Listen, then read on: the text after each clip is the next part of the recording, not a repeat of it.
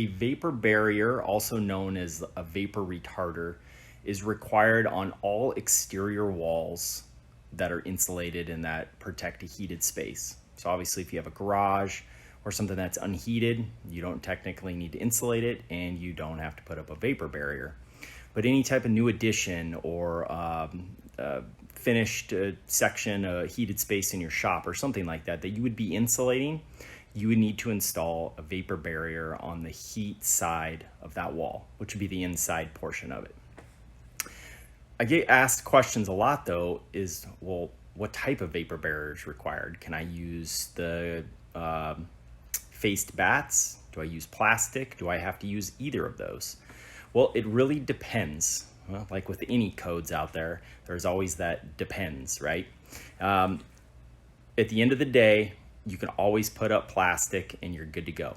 You can use faced batts as well, but when you use faced batts, you have to think of it like a vapor barrier, right? So you need to make sure that you fold the lips over the studs or nail them nice and clean to the inside of the stud, so that there's no gaps or holes, so that you essentially create a vapor barrier. Most people, I think, put plastic up, polyplastic, and they just plastic the whole wall. They install that as their vapor barrier and they're good to go. What a lot of people don't know about, and obviously it depends on where you live, but you can get away with just using what they call a PVA, which is like a primer vapor application. And I will, at the end of this video, I'll throw the code up so that you kind of have an idea on where you could ask your inspector if you could use something like this. Where I'm at, we can use a PVA, which is really just like a latex paint. It's something that's applied to the drywall on the heated side of the wall instead of putting up like a plastic or a faced batt.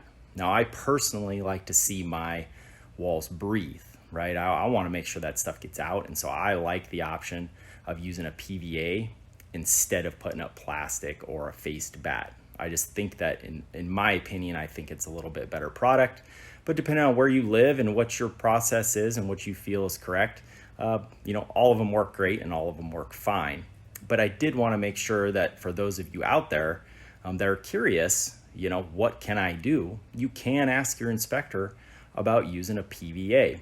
And so that PVA is typically applied after your drywall has been sanded, but before texture. There's usually, you ask your drywallers, whoever's doing your texture, say, hey, can we install a PVA primer to meet my vapor barrier requirement in lieu of the plastic or the faced batts? And usually they'll know what you're talking about. Now, the key to that, though, is living in the right geographic area. So when the code pops up here at the end of the video, you'll see that there's different climate zones. So this type of application is normally only approved in like northern states, anywhere from like Nebraska north, Maine, Michigan's, Washington, Oregon, Colorado, probably say half of Nevada, I believe, or most of Nevada. And so you'd have to kind of look at the code to reference it, but it never hurts to ask. So that is there for you. You can see I'm in a house right now. I'm doing an insulation inspection, and they have put up plastic as their vapor barrier on their exterior walls, which is great. It meets that requirement. So as far as these upper floor walls, they're good to go. So what about a basement though? Right? You've got this basement, you've got a foundation wall, you got a CMU block wall, you've got something that's protecting you from the earth outside, but the earth has moisture in it. And, concrete is porous, and over time, moisture can leak through the concrete, and it can, protrude out the inside of that wall. And so recently, and when I say recently, in the past few years, I think either the 2018 code cycle or the 2015 code cycle, they put an exception in the code that basement walls in heated spaces where moisture could be a problem, where moisture could get caught behind that wall, do not need a vapor barrier. So keep that in mind. As an inspector out there, if someone puts it up, I don't necessarily make them take it down. If someone doesn't put it up, I don't make them put it up. I just kind of let it flow as an inspector and just kind of give them a heads up on what the consequences could be. If it gets vapor barrier, sometimes I'll have them go just cut slits in the plastic and make sure that it can breathe a little bit in case moisture ever gets caught in there. Quick story, when I was building houses, we were building brand new houses, and we would do just that. We would go in there and stick pin, which is where you just kind of put pins on the basement walls, and you press the insulation with a plastic vapor barrier over the pin and put a cap on it to hold it.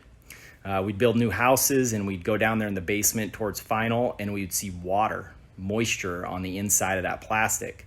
And because that new foundation wall was leaking moisture, it was coming out of the foundation. And so we had to go cut slits in it and let that moisture out. So just keep in mind, whatever project you have going on, you have a few different options out there when it comes to vapor barrier. Just choose the one that works for you. Obviously, check with your building inspector if you want to try for the PVA application, and just make sure it's approved before you go down that road. So this is Ben with Building Code Tips. I hope this helps you out. I hope this keeps your project moving. Obviously, if you're looking for any more information, hit the subscribe button. I got more videos out there, and it's all to help you DIYers and homeowners. And you can always check out buildingcodetips.com for all kinds of guides and additional information, blogs, all kinds of stuff to keep you guys moving.